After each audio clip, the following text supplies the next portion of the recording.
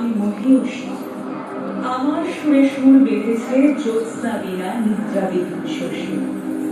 আমি নইলে মিথ্যে হতো সন্ধ্যা তারা ওঠা, মিথ্যে হতো কাননে ফুল ফোটা।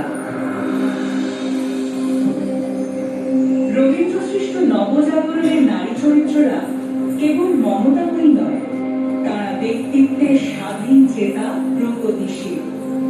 আজও সমাজে যখন নারীদের অবহেলা, বৈষম্য, পরাধীনতার মুখোমুখি হতে হয়, সেখানে রবীন্দ্রনাথের সৃষ্ট নারীরাই হয়ে ওঠে প্রেরণা, হয়ে ওঠে এক নতুন আলো।